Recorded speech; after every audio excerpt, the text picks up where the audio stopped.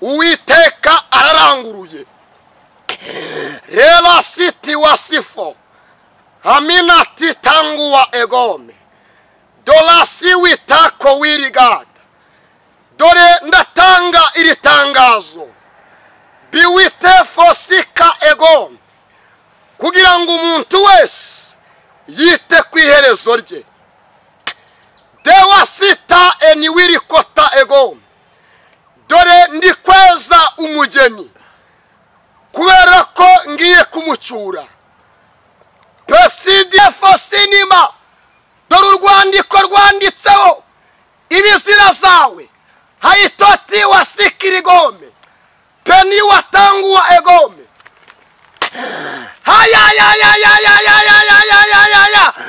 Rila tita sika shetifo ego izo wakoreye mu mwijima menate kosiforia bigiye kumvikanira mu mucyo.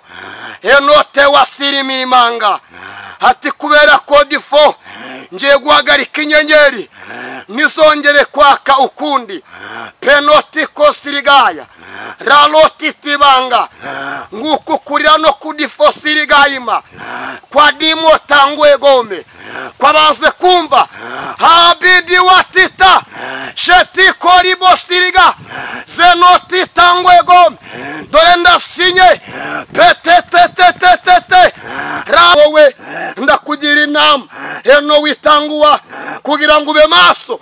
Hashata koria witerefose witwararike kubera kodima nje guhana ingozi z'ibibi. Uweswa nagume yeswe uwandura yandure kubera kici ni igihe ibirigada umushinya wanjye ugire beshi babuze icyerekezo hatabandi babuze inzira zidiboni yasema zaringari cyane ndetse zanyurwagamo na beshi. Oti wasiko egome dore zirafunzwe penetandiko tirigaye. Dore imipaka ndetse n'inzira nyabagendwa dore biracinzwe. Ati kubera ko ngo tokiriganda musengera mezi diwirishada kwezi kwa gatanu kwezi kwa gatandatu ukwezi kwa karindwi.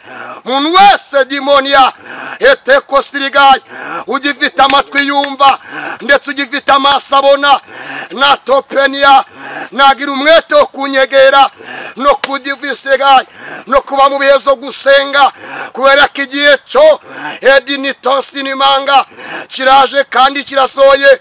Epeneforia nabwo ishyamba etikoti wasikatifo egome. Uwiteka arayiraza. Uwiteka arayubika. Uwiteka arayubika maze ndebe ko icyongereza wiringiye kizagukiza. Maze ndebe ko amashure wize azakurokora. Maze ndebe ko ubutinganyi wagiyemo buzakurokora. Maze ndebe ko ubusambanyi wayobotse buzakurokora. Maze ndebe ko ubwibone usigaye ufite buzakurokora. Ariko nyamara Uwiteka arayiraza. Ariko nyamara igihe gikomeye kibayeho. Dore nabonye yerekwa pewasifo enitandiwa egome pelakotita sifo. Mbona kwicuza kw'abantu benshi tugeze mu bihe bikomeye. Ariko mbona kwicuza kubayeho. Mbona abantu bari guhungira ku bantu kugira ngo babasenge ariko ntibabibashe ntibababone. Bakabahungiraho kugira ngo bihane ariko ntibikunde. Ariko ibizaba kuri rubanda kubize n'abatarize bizaba no ku bantu bose. Ibizaba ku mukozi bizaba no kuri nyirabuja. Ibizaba ku mukene bizaba no ku mukire. Wowe izo wabize cyabi warabize ubiba ubusambanyi ugiye gusarura kurimbuka. Warize kubeshya ariko kurimbuka bigize gute bikugezeho. Ntabwo ijuru ari Daniel uritanga ariko itanga ijuru yambwiye ngo muhindukire muve mu bidatunganye kubera ko Uwiteka umusaraba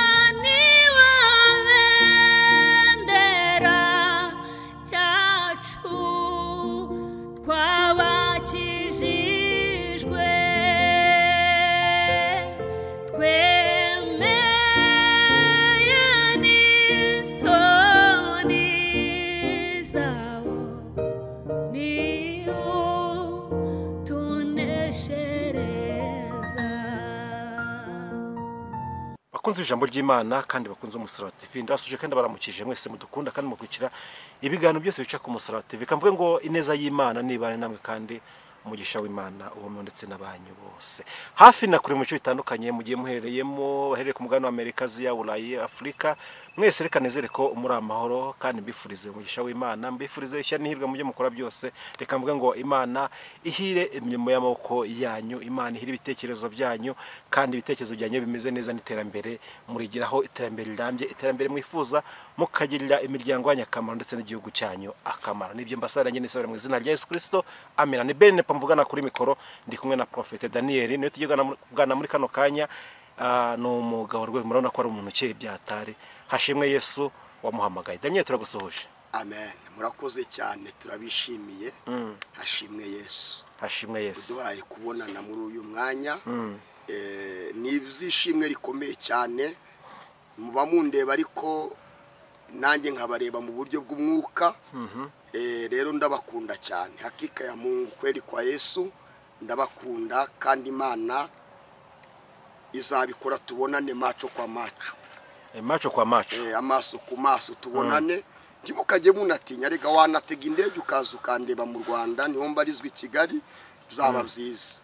Watega ukava muri Amerika ukaza ngwino hari impamvu Mose yazamukaga umusozi. Ariko yanatega akava mu majyaruguru cyangwa mu majyepfo cyangwa irasirazuba n'uburengera bwaryo akazakorera. Ya za Gikongoro, za Cyangugu, za Kibuye, hose nimuze kuko Yesu yaravuze ngo nimuze mwese. Nangeze ngo kubwiriza abagomba gutega indege gusa. Impamvu nari mvuze uko nukubera ko mbereye kuri abo bakure, kubera ko nibo biba bigoranye, yumva ko bidashoboka. Ishimira hari umuntu wegeze uva muri Amerika aza kundeba. Azaje kundeba aca muri Uganda, aravuga uti ngomba kureba umukozi w'Imana Daniel, kandi twarasenze Imana ikora igitangaza. Arega hari ibintu bikemuka kubera ko uri umusozi wateye intambwe. Imana iba mu misozi? Ntago iba mu misozi, ahubwo Imana iba mu mitima y'abayizeye. Ariko yaravuze ngo abashakana umwete bazamura. Iyo ijambo rivuze ngo abashakana umwete, bivuze kurira imisozi, bivuze kujya muri ayo mazi, dusigurira ahantu neza icyo bishatse kuvuga iryo jambo. Umwete ni ugushaka Imana mu buryo bwose. Bwose ubwo nubuhe? Mu bikomeye ndetse no mu zoroshye. Kure ndetse no hafi ukegera Imana. Donc reka ngasobanure neza kugira ngo mugasobanukire. Imana ituye muri twebwe, ariko hari ahantu Imana itakorera bitewe naho uri. Yaravuze ngo nimuvaho munsange hatari abantu.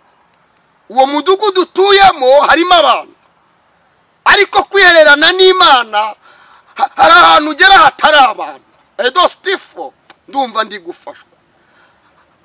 Hatari abantu, aho niho tugomba kugera, tugashaka n'Imana umwete, tukava mu bantu tukajya aho Imana idushaka. Ese mfunze inzu yanjye nkajya mu cyumba cyanjye ngasenga Imana, ntago naba ngiye ahantu hatari abantu? Uramutse ufunze inzu yawe ukaja mu cyumba ugasenga, bizakora kuri wowe, ariko bigaterwa icyatuma bikora nuko donc ubanza guha agaciro aho uri ndetse n'umwanya ugiye. Ntiwumve ko ari mu nzu yawe uri, ahubwo wageze hahindutse ahera h'Imana. Nubikora gutyo ugaha agaciro aho uri ndetse n'umwanya ugiyemo, Imana izakora ibitangaza. Ariko nimba bidakunda gutyo, kwizera kwe kumva ko ugomba kuzamuka umusozi arizo zakora kurushaho, nizo uzakora. Ariko nanone kwibabaza ukazamuka umusozi nazo nizo agaciro. Impamvu tubikunda nuko na Kristo watubambiwe yarawuzamuka. Ariko Imana ntiba mu misozi. Imana igera mu musozi aruko naje nawugezemo. Ntarawugeramo ntaga ibihari. Imana muri make Imana ndayigendana. Imana turayigendana ituye muri twe. Shavuga ko ni no mu nzi wanjye, kuko Imana iri muri njyewe, nahasengera kandi kanyumva ntagiye kujya muri misozi. Gusengera iwawe urasabwa gutera intambwe.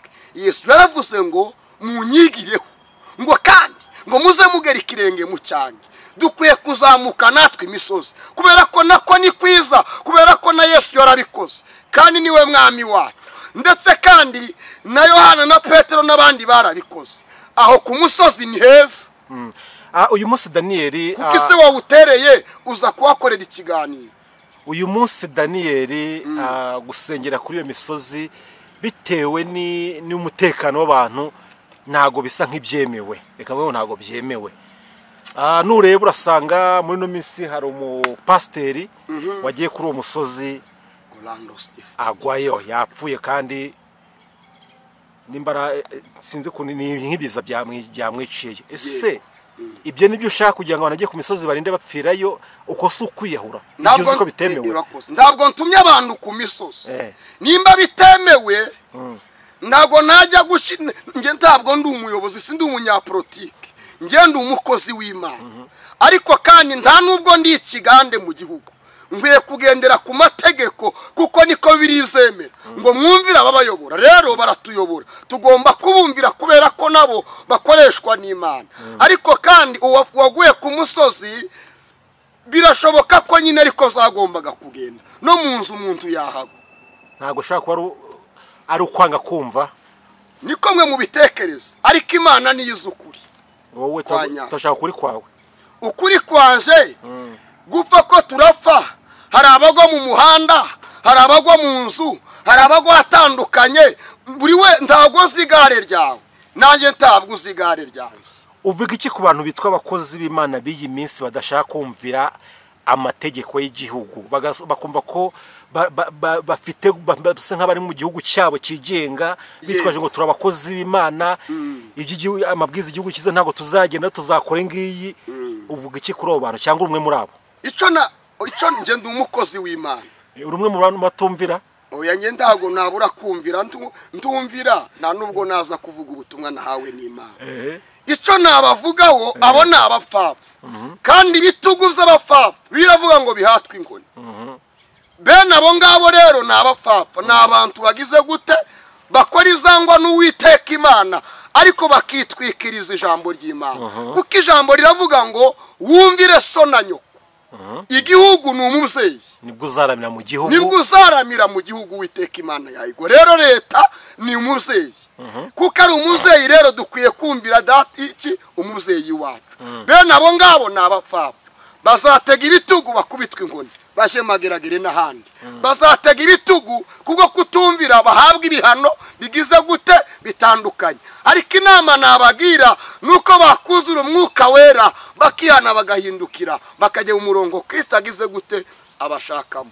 Mwuka wera akaba murimo, kubera ko ijambo ryaravuze ngo umuntu uyoborwa n'umwuka wera ntago abagitwarwa n'amategeko.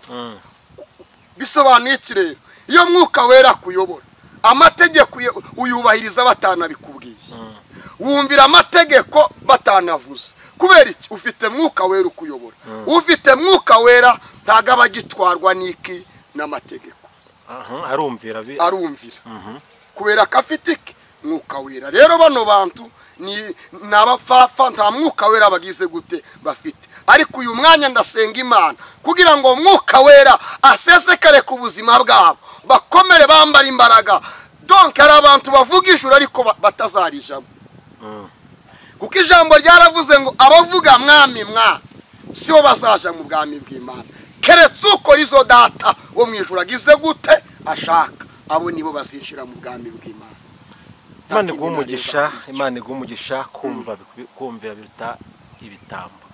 Reka ngo sare umugisha kwiteka Imana ku gice cya mbere dusoreje. Ahangaha twinjire mu gice cyacu cya kabiri kiba kirimo ubutumwa Imana yakugeneye. Reka mbwira umuntu wese duteze amatwi muri kano kanya, komeza ubaye natwe mu cyo kiganiro, unyemeye dutangire tugeze ku musozo, tuze guhabwa ingororano, tuze guhabwa umugisha wabumvishe ijambo ry'Imana kuri uyu munsi. Ni Daniyeli turi kumwe kandi dukomeje kubana. Daniyeli, senga Imana ukumwa kuyobora urugendo rw'uko. Karibu. Urera mu gitondo, urera no kumanywa, urera ni mugoroba. Urakiza mu gitondo, urakiza no kumanywa mwami we, urakiza ni mugoroba we. Mana ushobora byose, ngwino ubane natwe ukora ubutwari. Izo wagambiriye gukora bikorwe mu izina ryawe ryera. Jambo ryawe rikore mwami imirimo itandukanye, ukore ku muntu wese ugera atandukanye. Ntibabone jewe Daniyeli babone wowe, ntibumve jewe Daniyeli bumve wowe. ukora iz'ubutwari, izo wagambiriye gukora aba ari izo ukora. Duciye bugufi, shyirwa hejuru, wigaragaze bimenyekane mu izina rya Yesu Kristo, amen. Karebo. Imana ishimwe cyane. Amazina yanjye nitwa Daniel Tuyisenge, nishimiye kubana namwe mwa kino kiganiro. Imana ibagirire neza. Ndagira ngo dusome ijambo ry'Imana, ninjire mu butumwa nahawe n'Imana. Nawe n'Imana n'ubutumwa nibwo ngira ngo mbazanire, nicyo canzanye muri Yesaya 24 here ku murongo waho wa mbere.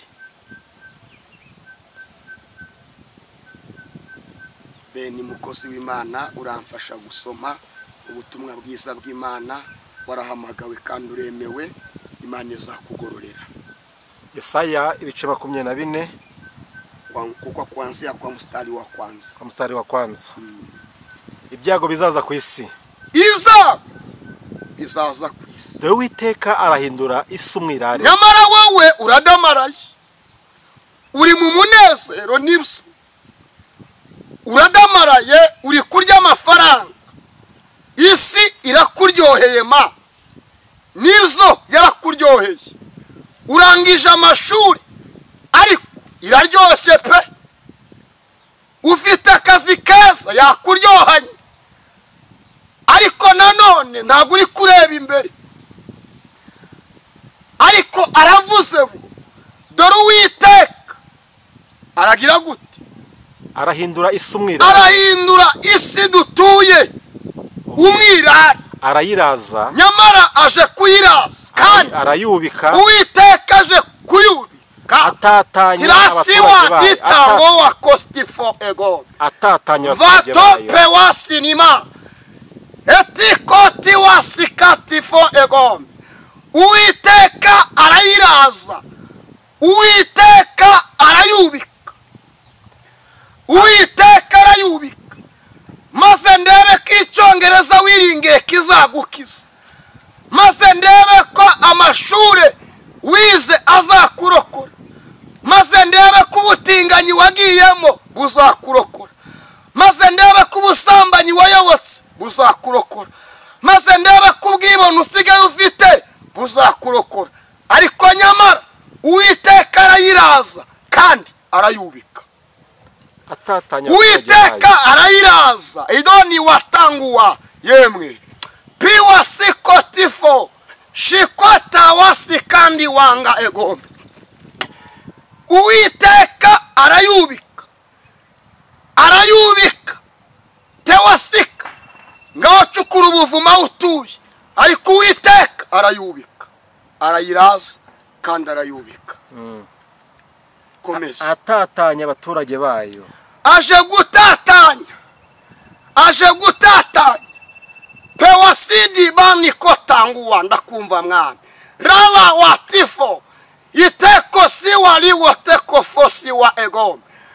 Untega amatwi utegere wumve. Uwiteka aratatanya abaturage bayo.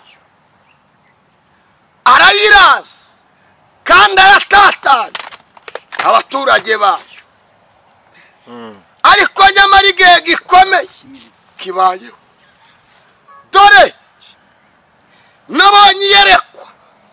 Pewasifo enitandiwa egome. Pelakotita sifo. Mbona kwicuza kw'abantu benshi. Tugeze mu bihe bikomeye. Ariko mbona kwicuza kubayeho. Mbona abantu bari guhungira ku bantu kugira ngo babasenge. Ariko ntibabibashe, ntibababone. Bakabahungiraho kugira ngo bihane, ariko ntibikunde. Ariko nyamara umenya amarenga wahunga. Kubera ko Uwiteka arayiraza kandi aje kuyubika. Aje gutatanya. Wowe n'ubwibone bwawe arabatatanya. Wowe n'ubujura bwawe arabatatanyije. Wowe n'ubusambo bwawe arabatatanyije. Wowe icyo wabizi nicyo ugiye gusarura. Ntago bino mwa mubikeneye ndabizi. Ariko ntago nzakubwira ibyo itambwiye. Nzavuga icyo Imana yantegetse. Nzarinda mpfa nkivuga icyo Imana yantegetse.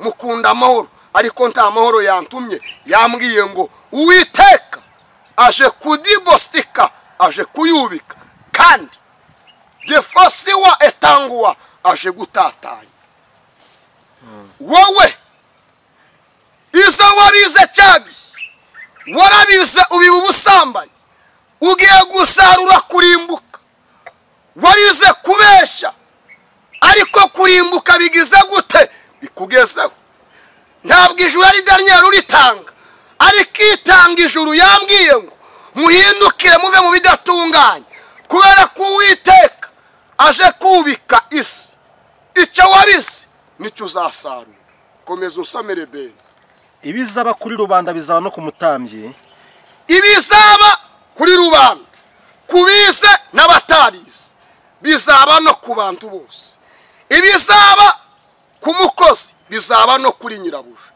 ibizaba ku mukene bizaba no ku mukire ariko nasomye ijambo muri yo 28 haravuga ngo dore kubaha Uwiteka nibwo bwenge ngo kandi kureka izaha niko kujijuka ibizaba kuri rubanda bizaba no ku batanzi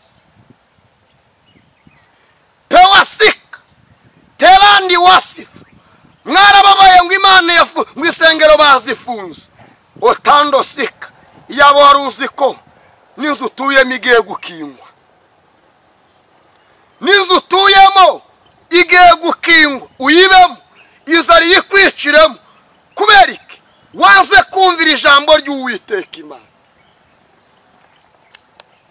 waze kumvira ijambo ry'Uwiteka ariko akakanya natumwe ngo etosti watikori fosi egana Imana ije kubika isi soma tugire ibizaba ku mugaragu bizaba no kuri shebuja ibizaba ku mugaragu na shebuja enotiko mwazanye indi imbere ariko no fosi katitariganda elalasikariwa harabo zigiye kubera umutwaro bicuza impamvu bariye mayoneze nyinshi tibubaha Imana bamwe bagiye kwicuza impamvu enotiko sifolandi watakoti giriganda enopesi fola wilimanda etitala shikaria bari ingoko nyinshi ariko bibagirwa kubaha Imana ariko Uwiteka Imana arabaziye ndabivuga nitambukira ntacuntwara hari nundeba kumva yarakaye yandakariye ariko undakariye cyangwa ntundakarire Uwiteka yatanze itangazo yavuze ngo aje kubika isi ibizaba kumuja bizaba no kuri shebuja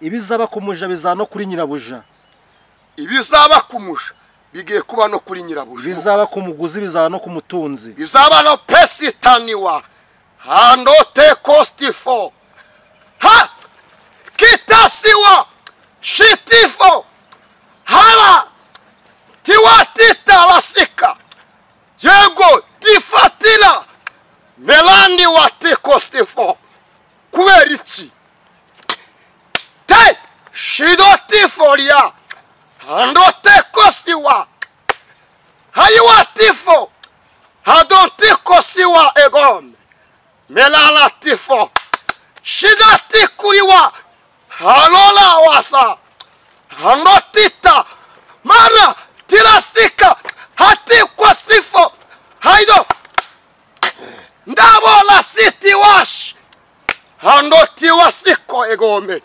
ambela sifo tita handota wasiko egome rite wasifolia aizo bela fosika tendo wasika eganda meni watita wasiko egome Uwiteka araranguruye rela siti wasifo amina titanguwa egome dola siwitako wirigada dore ndatanga iri tangazo biwite fosika egome kugira ngo umuntu wese yite kwiherezo rye dewa sita eniwirikota egome dore ndi kweza umugeni kubera ko ngiye kumucyura pesidi motiko egad dore wasiri matingo egoria penifo dore iminyururu igiyanga uzabavura ni kuwiteka avuze. Ritesiwa shikitandiwa topesifo egome ralatiko siwirigada doni watanguwa yewe utagira ubwenge pelasiri wirigaya wumva imburo yanjye kumanywa na nijoro ariko guhindukira ntuhindukire dore bikugezeho kubera ko difo egome izo wiringiraga bibaye ubusa ni kuwiteka avuze. Ti shanotiki sifo egome dore mandiko tifo sika rawatikita hayo mandiko sifo haya mandita nguwa egome haido tikita nalisirigai totifo sika tolia sirigai peni wirima ratita shetiko egome handola sikita talawi sikiriga hayisho pefo sinima dore urwandiko rwanditseho ibizira zawe hayitoti wasikirigome peni watanguwa egome hayayayayayayayayayayaya rilatita sika shetifo egome randoko tikiriwa jelotifo egome izo wakoreye mu mwijima menate kosiforia bigiye kumvikanira mu mucyo enote wasirimirimanga ati kubera ko difo ngiye guhagarika inyenyeri nizongere kwaka ukundi penoti kosirigaya raloti tibanga nguku kurira no kudifo sirigayima kwa dimo tangu egome kwa baze kumva habidi watita sheti koribo siriga zenoti tangu egome dore ndasinye petetetetetete rala ngokota rala shirigai ripo sirigai randi teti koria amatwi ya benshi agiye gucura inifo sirimanga injereri ometala siriganda tutera kotiforia ati bamwe bagiye kwidifo siriga bagiye gushaka kwihana bitagishobotse abandi bagiye gushaka gutabarwa kandi bitacemeye ati kubera ko binifosiga narababwiye mwanga kumva hayayayayayayaya renote kosinima hayizoblele kuwa topenefo mendikota hayo mandiko sikoria baba shetoti wasimanga haido pinifome navuga ngo doti kosirigai raloli wiriko tanguwa penefo sirimanga dore beshi babuzi cerekezo hatabandi babuzi inzira zidiboni yasema zaringari cyane ndetse zanyurwagamo na beshi oti wasiko egome dore zirafunzwe penetandiko tirigai dore imipaka ndetse n'inzira nyabagendwa dore biracinzwe ati kubera ko enoti kosirigai manukiye guhana inkozi z'ibibi ni kuwiteka avuze.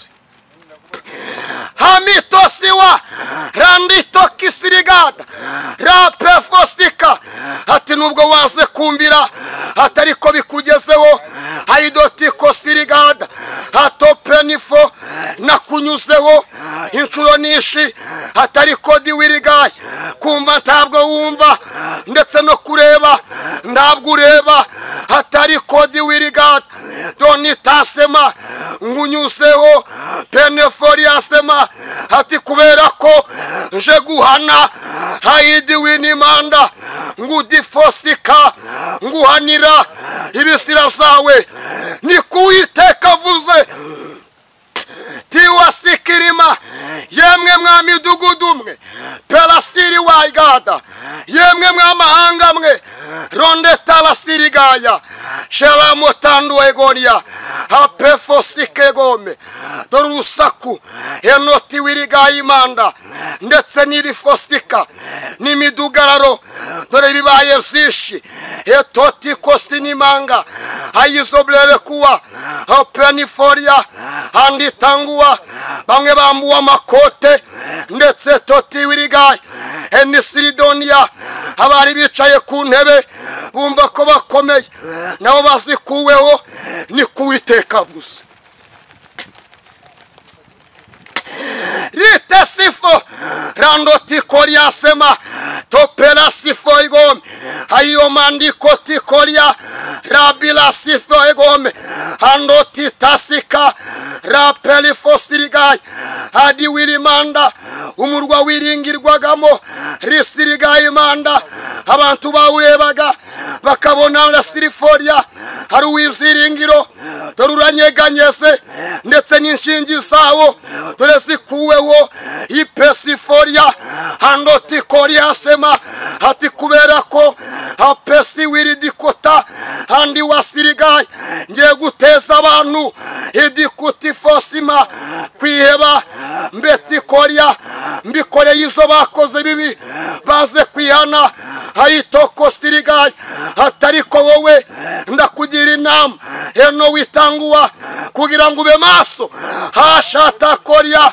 witerefose witwararike kubera kodima nje guhana ingozi z'ibibi uweswa nagume yeswe uwandura yandure kubera ko iki ni igihe ibirigada umujinya wanjye ugiye kugaragara mu isi mutuye ni kuwiteka avuze hayo mateko sifo halonde koshikirimanga hayizobere tangue gome habiniforia eni tangue goria elashirigaima ubwenge bw'abanyabwenge dore buhindutse ubusa amashuri yabize mugiye kuyashaka muyabure ubuhanga bw'abahanga pere yasirigaima ntago buzaboneka ndetse imbaraga zeri watekoria zabibwiraga ko bakomeye eno peniforia dore zihinduwe ubusa kuko nduwiteka imana eno teko sirika dore nkunda bankunda kandi abashakana umwete nibo bazadima nibo bazambona kandi abo ngabo nzahoza ikimenyetso cy'uburinzi ku ruhanga rwabo ntago bazanyeganyega kabone n'amakuba ntacyo azabatwara tese fotiko ramote kosha rando wili kosifwe gome abeni fosika rando tikirimanga hayidi wili kota ntabwo nzakangwa n'udi fosirigaye n'ukuri diforia wibwiraga difo eganda kuri kure hata uri hose dore nkunyuseho uri hose nkunyusidima nkunyuseho eno tandi wegaya nkavuga ngo ero sirigada hatari kuwemera akanyumvira nzamurinda kandi murindane eno tekostiforia eni wirishayigaya nene tanguwa nabe epefosika kavuga ngo tokiriganda musengera mezi di wirishada kwezi kwa gatanu kwezi kwa gatandatu ukwezi kwa karindwi muntu wese dimonia eteko sirigaye ugifite amatwi yumva ndetse ugifite amaso abona na topenia nagira umwete wo kunyegera no kudivisigaye no kuba mu bihe byo gusenga kubera ko igihe cyo edinitosi n'imanga kiraje kandi kirasoye epeneforia ntabwo ishyamba rizongera kumeramo ibiti byaryo ukundi kubera ko nje gukubura enowe nitanguwa maze ndemibisha openiforia mbiremera basha banze kwanduza imyenda yabo ntibiyandurishe ibyo kurya zibwami enote fosika rando periasema dorabonagiriye neza bantuye difosiregaye kumpinduka bakora isangwa nanjye abo nahaye umugisha etofe sirigaye nabahaye guhaga none baribagiwe hatari kodi foriyasema ndaje vuba elokotarigaye nje guhemba no guhana ni kuwiteka avuze perasikirigayima halarashayidi kuwa enopeniforia handotikoria abanjye ndabazi kandi bariho ikimenyetso shetoti wirigayimanga hatari kobiniforia sema kuko ndiho uri sirigayima unuperifome unyegera gaca bugufi hano shidikota zamugirira ibambe ni kuwiteka avuze amen amen hano tefo amen amen amen amen amen aminati kosa amina tangua rapesika iresiti kiriga ndakumbise amen amen amen amen imanira abantu bose nibeswe ku gato no ku kanini kubera ko Uwiteka Imana edifosi wa egayi agiye gutambuka mu isi ni ku Uwiteka yambwiye ikindi Imana irambwira ngo hari ikintu Imana igiye gukora kizatuma n'umwana batwite uri mu nda amenya ko Uwiteka Imana yamanutse. Uwiteka Imana arambwira ngo ababyeyi mutwite musenge cyane kubera ko Satani denefosa arabahagurukiye mu buryo bukomeye ndetse kandi musenge munezwa niko Imana yambwiye. Abandi bantu bafata igihe cyo gusenga cyane abagabo ndetse n'abasore ijwi rirambwira ngo ibibahiga dore n'ibyinshi kandi bije bishaka opesirigaye mwebwe kandi bitabashakira amahoro ariko Uwiteka yambwiye ngo mwezwe kubera ko icyo atari igihe cyo gukora ibyaha ahubwo ni igihe cyo kwegera Imana niko Imana yambwiye. Uwiteka arambwira ngo iyo abantu bibwiraga ko ari umunezero ndetse ari amahoro bigiye kubabera imfabusa. Numvise nagiye kubona mbona inzu nabonaga ari nk'iy'akaziniro, mbona abagore, mbona uruziruko, mbona abantu benshi bari mu kwiyambika ubusa, bari mu kuzirira muri ya nzu. Ngiye kubona mbona ya nzu ifashwe n'inkongi y'umuriro, numva ijwi riravuze ngo Uwiteka Imana aje guhana inkozi z'ibibi niko Imana yambwiye. Uwiteka aje guhana inkozi z'ibibi. Uwiteka Imana arambwira ngo mbabaze ngo niki atakoze kuri mwe. Imana inyereka abantu yagiye igaburira bashonje ariko ubu nibo bari gukora ibizira.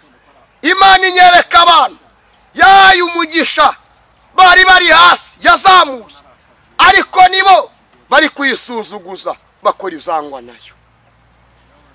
Ariko Uwiteka arambwira ngo inkoni y'Uwiteka irabanguye kandi ntawe uzayihagarika. Imana irambwira ngo musengere amezi 3 uzi ko asenga nawe udasenga wabiretse nawe wagwenya mu giryo nino we. Imana yambwiye ngo musengere amezi 3 ukwezi kwa 5 ukwa 6 n'ukwa 7. Icyo waba uri cyose waba warize nimba ukeneye gushyirwaho ikimenyetso ku ruhanga cy'uburinzi usenge muri aya mezi 3 nibura amasengesho y'umunsi umwe uri imbere y'Imana wiyirije. Buryo uzayasengamo buri kwezi kose uzajya ugusengamo ayo masengesho. Ukwa 5 n'ukwa 6 mube maso mwegera Imana. Yemwe mwegera Imana. Waba uri umurokore utari umurokore, waba warakijijwe utarakijijwe, waba uri umukatolike, waba uri umusira, idini ryose waba usengeramo, waba uri umuntu wize uzi Icyongereza, waba uzi igifaransa ariko yambwiye ngo y'amezi 3 mwezwe kubera ko abantu bagiye gutaha ari benshi, abantu bagiye gutaha ari benshi, niko Imana yambwiye. Kandi ikindi mu minsi Imana yambwiye ngo hari abapasitori ndetse n'abashumba bagiye gutangira gupfa impfu zitunguranye. Hari umushumba wari ushumbye idini ndetse n'umushumba w'umugore, Uwiteka Imana yambwiye ngo Pelasike gaye agiye gutaha. Reka mzite gutaha kuko abavuye aharagiye ahandi, haba ikuzimu, haba heza haba habi, ariko abahagiye agiye ahandi. Uwiteka Imana arambwira ngo uyu mugore yarashumbye idini rikomeye, ariko agiye kuvaho, agiye gukurwaho, intebe ayikuweho, kandi nta nubwo azagirisha ari ngo harundi uyicayeho, agiye kwibagirana mu minsi mu gihe gito kiri imbere, agiye kwibagirana. Kandi bigiye kuba uyu mwaka kubera ko birasohora vuba, ni Uwiteka Imana yambwiye. Imana ibagirire neza mu izina rya Yesu. Ndasoje, muhezagirwe, reka nsenga Imana.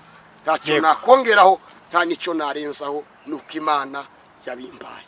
Imana ibagirire neza. Reka tuvuge ngo Imana y'amahoro iguhe umugisha Daniel ku butumwa bwiza utambukije, ariko kandi sinaba no kugira ngo nkanyuri hano mpagarariye abantu benshi cyane, hari ibyo umuntu aba yumva yabaza umuhanuzi akajya kugira ngo abantu base nk'abava mu rujijo.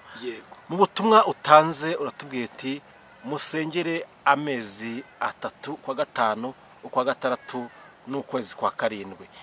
Umwaka ujya kuranya yavuze ati musengere kwa 9 kwa 10 no kwa 12, urangiye bati musengere kwa 2 no kwa 4 no kwa 3, birangiye ati musengere kwa 4 no kwa 5.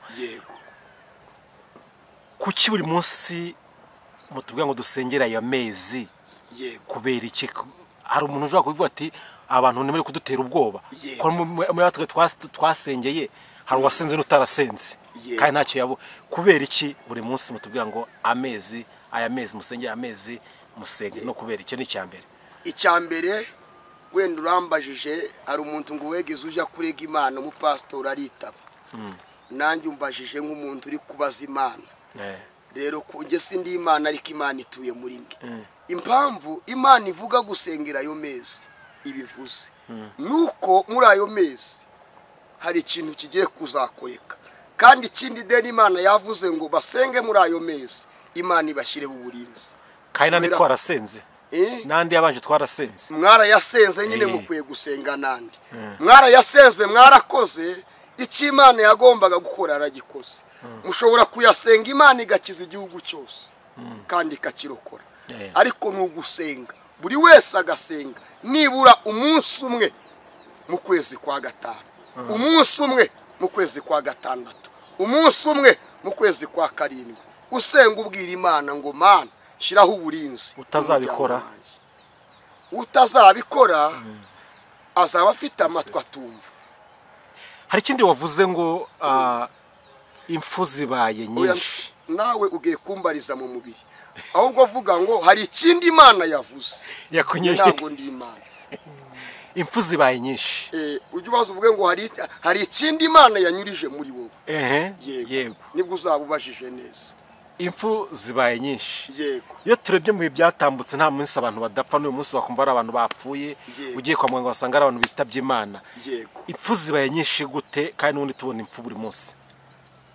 Impfu zibaye nyinshi, mubona impfu buri munsi, ariko impfu Imana ibivuga abari impfu Satani abagiye guteza abantu bakibwa, abari abakristo Satani akabiba kubwo guhera mu gahuge akabiba, abari bari mu mwanya mwiza Satani akabiba.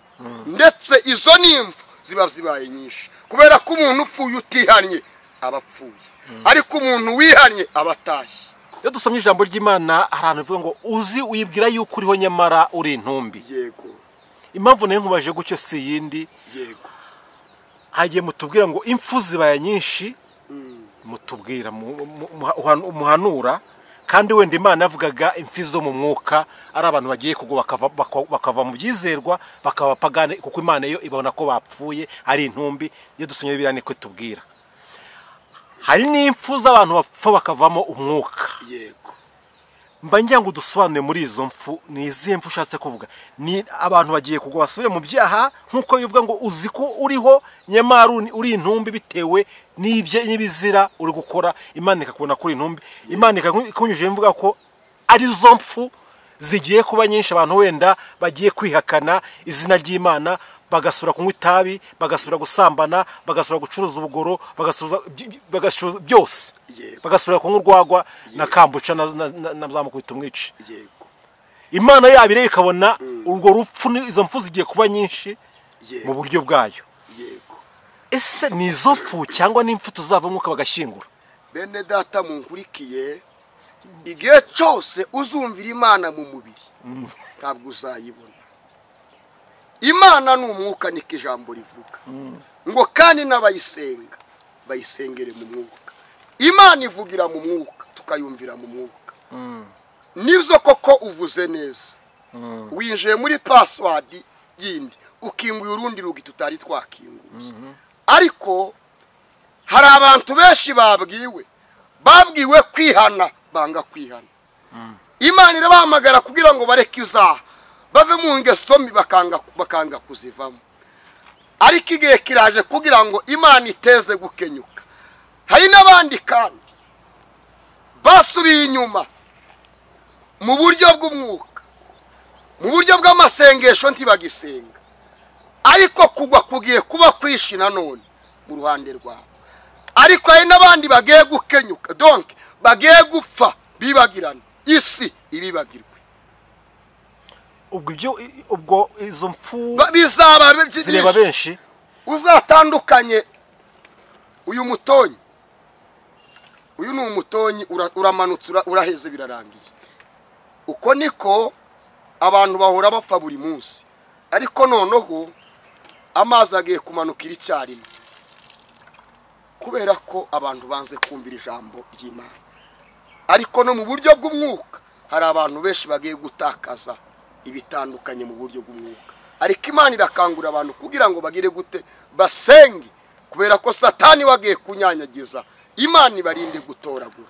Urakoze cyane. Hari umuririmbyi ujye ukunda ko Yesu nzi kufita amagari ibihumbi arimo niryo wanjeneye, icyo wampitiyemo nukugira ngo nzagerere ijura amahoro. Kuba Imana yazana ayo magare kugira ngo abantu bataye bajye gufata ibihembo bakoreye bakiri mu isi, byaba ikibazo kugira ngo abantu basenge bivanwe, cyangwa icyaba ikibazo nuko abantu bagiye kuba mu byaha tugasenga kugira ngo batava mu byaha. Imana ikeneye ko abantu bakizwa. Iri jambo rirabwira abantu basubiye inyuma, banze kugendera mu kuri, bavuye mu mugambi, mu nzira Imana ibashakamo, bajya mu nzira mbi. Ntabwo ari abantu Imana igiye gucyura ngo bajanwe mu ijuru, ni abantu ahubwo Imana yabonye bamaze kwangirika kubera izaha. Imana irabakangura kugira ngo bave iyo ngiyo, Imana ibarokore. Ariko gutaha tugiye mu ijuru nta gihombo kirimo. Nubu uruje ije ikambwira ngo tugende, ntabwo natekereza ko ndi hano, no sinatekereza ibindi, nahibwira ngo mwami tugende. Reka tugusabire umugisha Daniel. Ariko se niye nsinzi kugira ngo dukumire ibyo bintu bishobora kuza? Niye nsinzi? Insinzi ni ugusenga dukizwa. Kuko abari gusenga bose si bari gukizwa, abari guhanura benshi ntibari gukizwa, abari gushumba benshi ntibari gukizwa. Insinzi nuko dusenga dukizwa. Niko umugabo witwa Nehemiya yabwiye abantu, arababwira ngo nimwubake mufite n'intwaro. Nuko dukwiye gusenga dufite n'ingingi turengera, ariyo gukiranuka. Karibu tombeye, asante sana. Murakoze cyane, Imana iguha umugisha. Umbaje ibintu byinshi cyane, ariko buriya nta komanteri ku butumwa bwiza, nta komanteri ku buhanuzi. Imana ijye kuyobora muri zose nk'uko isanzwe kuyobora, kandi kuzuza imbaraga n'amavuta mu izina rya Yesu. Amen. Mana, mu izina rya Yesu Kristo turakubashye, urakiranuka. Usabiye imbaraga umuntu wese udukurikira, umuhereza umugisha kandi umwambika imbaraga. Ubwiza bw'Imana bube kuri we, ubutsinzi bw'Imana bube kuri we. Ijambo ry'Uwiteka rishora imizi mu mitima yabo. Abemera bagaca bugufi ubagirira ibambe, abemera bakiyana bakezwa ubababarire. Ukiza imitima y'abeshi ndetse ukiza ubugingo bwabo, kugira ngo batagwa mu rwobo. Bagirwe neza nawe, ubarinde mu mashe no mu mazi, muri zose barengerwe nawe. Asante kubikoze, urakoze ko wigaragaje kandi ugakoreza ubutwari. Baheza umugisha umuntu wese ukurikiye kino kiganiro, mu izina ryawe ryera Kristo urakoze. Amen. Imana ibahe umugisha mu izina rya Yesu. Amen. Turagushime nawe, Imana y'amahoro iguhe umugisha Daniel. Amen. Reka tuzasubire ubutaha. Amen. Dushimiye kandi umuntu wese wabanye natwe muri icyo kiganiro twatangiranye tukaba dusozanyije. Imana y'amahoro idakiranirwa ngo yibagirwe imirimo, iguha umugisha n'abawe bose, iha umugisha n'igihugu utuyemo, mu izina rya Yesu Kristo. Tuzasubire ubutaha, ibiganiro byo nakagaruka. Ciao ciao. Amen.